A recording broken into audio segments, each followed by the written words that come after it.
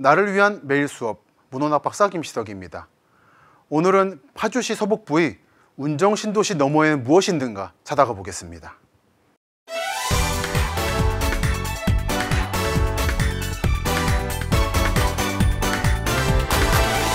오늘 말씀드릴 지역은 경기도 파주시의 서북부 지역입니다. 여러분들이 흔히 파주 하면 떠올리실 운정신도시 그리고 해일이의 북쪽 지역입니다.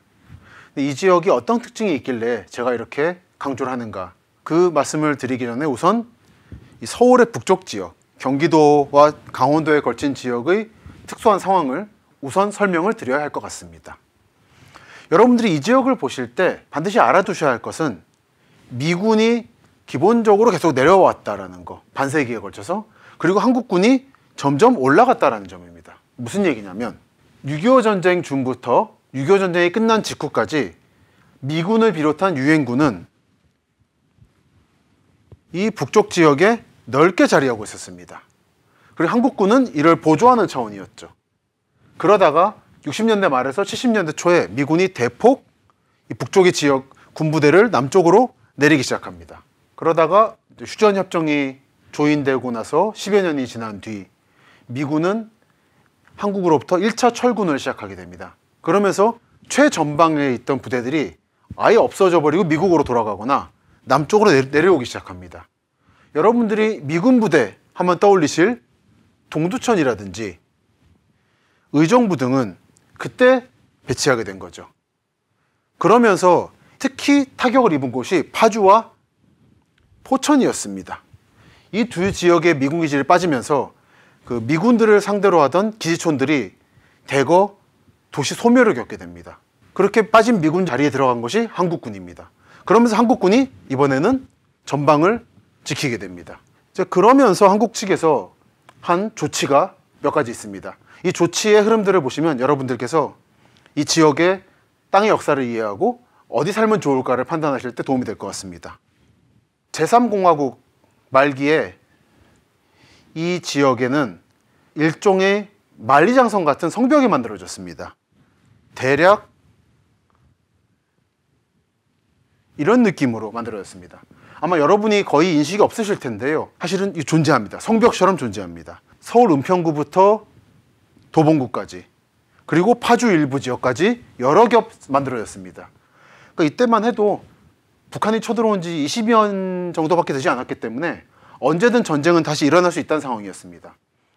이런 상황, 이런 시국에서 북쪽에 거대한 아파트 단지, 일산신도시라든지 운정신도시를 만든다든지 전원주택을 짓고 마음 편하게 살겠다, 이런 거는 생각도 할 수 없던 거였죠. 그러다가 이런 시국에 변화가 오게 된 것이 90년대였습니다. 90년대가 되면 한국의 경제 상황이 북한을 앞서게 되고 군사적으로도 북한은 더 이상 대규모 남침을 할 것 같지는 않다라는 판단이 한미 양측에 공유되게 됩니다. 그러면서 북쪽 지역이 개발되기 시작합니다. 그때 개발된 대표적인 지역이 바로 일산신도시죠. 일산신도시는 원래 군부대가 있던 곳입니다. 이 군부대가 있던 곳을 더 북쪽으로 밀고 그 군부대 땅을 개발한 것이 일산신도시고, 의정부 지역도 마찬가지로 개발되기 시작합니다. 인천공항도 이때 개발되죠. 당시 북한은 경제력이 점점 남한과 한국에 비해서 뒤처졌기 때문에 재래 병력을 가지고 남한을 침공한다는 것은 불가능한 상황이고, 핵무기를 통해서 일거의 전세를 뒤집고 핵무기 가지고 본인 나라를 지키면서 나머지 국방비를 경제에 투입하겠다는 전략을 세웠습니다. 그러다 보니 북부 지역, 특히 이 고향과 파주 지역이 한국 측으로선 개발의 여지가 생기게 된 거죠. 이것이 90년대 상황입니다. 그리고 일산신도시 개발 이후에 좀 더 한국 정부는 북쪽에다가 도시를 만들기 시작합니다. 그것이 운정신도시입니다. 이게 현재까지 상황입니다. 그리고 여기에 GTX라고 하는 경기도에 급행열차가 들어오게 되면서 여기까지 대서울이다라고 하는, 여기까지 수도권이라고 하는 개념이 성립되게 되는 거죠. 여러분들은 아마 파주라고 하면 운정신도시 해일이를 떠올리실 겁니다. 근데 이 지역은 파주 중에서도 남쪽에 속합니다.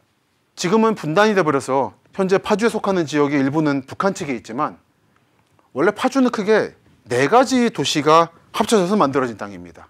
여러분들이 아시는 파주는 이쪽에 운정신도시, 그리고 그 남쪽에 있는 금곡입니다. 여기를 교화라고 합니다. 이 교화는 조선시대부터 굉장히 중시되던 땅이었어요. 그래서 조선 중기의 광해군 때에는 이 교화로 수도로 옮긴다는 얘기도 있었고, 1900년대 초에는 이토 히로부미도 이 교화로 경성을 옮기자는 얘기를 할 정도로 중요한 땅이었습니다.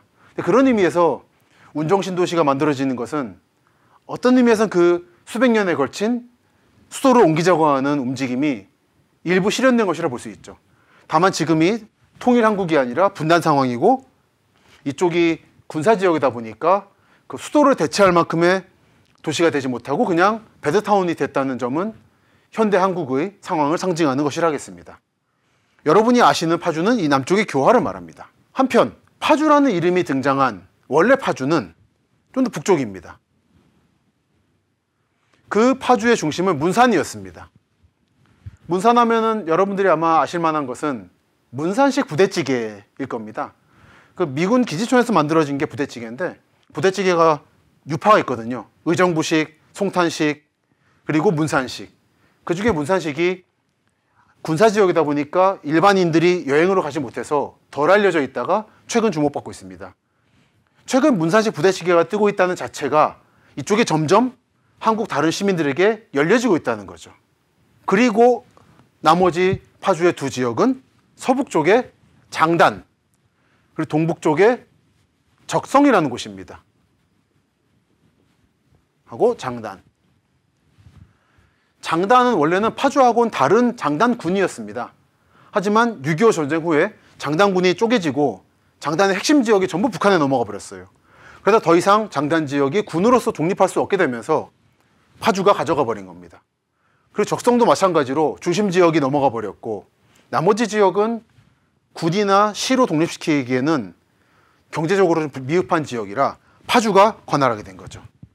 그리고 이 4개의 도시로 이루어진 파주의 원래 중심이 문산이었다가 6.25 전쟁 때 문산 지역이 피해를 입으면서 중심이 내려오게 된 것이 지금의 운정신도시가 만들어지게 된 큰 배경이다라고 이해하시면 되겠습니다.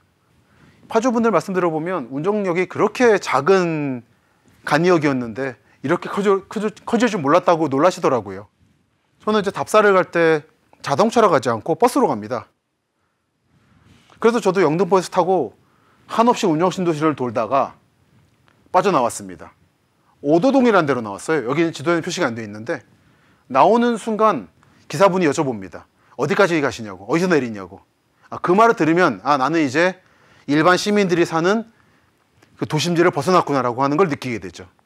그쪽부터가 제가 관심을 가지고 있는 파주의 한적하지만 미래의 가능성이 있는 지역이거든요.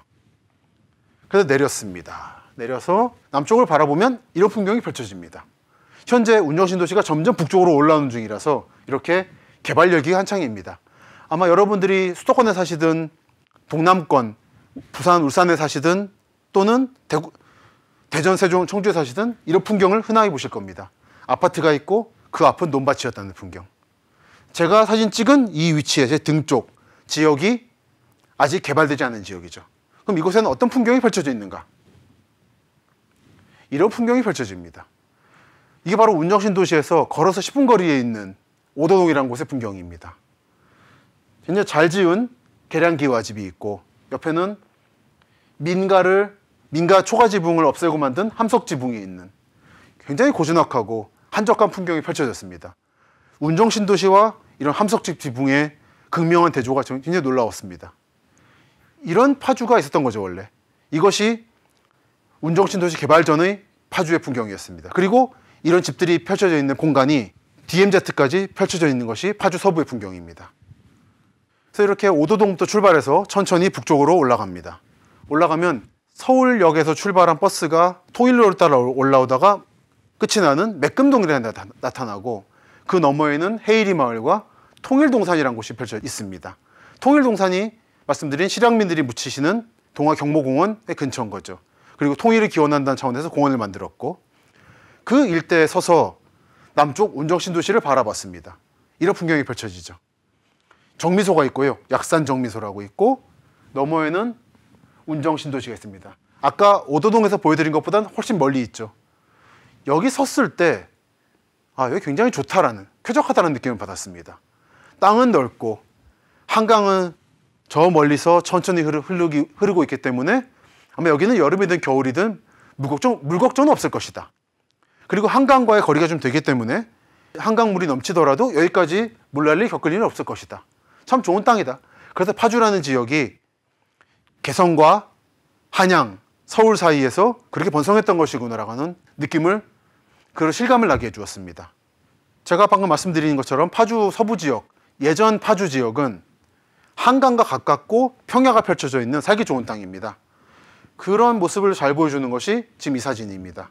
저 너머가 김포입니다. 김포도 예전에는 한강 하류에 있어서 번성하던 곳인데 지금은 북한 스파이들이 올 수 있다는 이유로 철책을 쳐버리는 바람에 사람들이 강가로 나가지 못하고, 그 덕분에 천혜의 한강의 풍경이 보존되고 있는 곳입니다. 파주도 마찬가지죠. 파주가 한강을 지니고 있는 것처럼 고향도 한강을 가지고 있고 서울도 한강을 가지고 있지만 파주의 한강의 특징은 철책이 있다 보니까 천혜의 한강의 원형의 모습이 남아있다는 것입니다.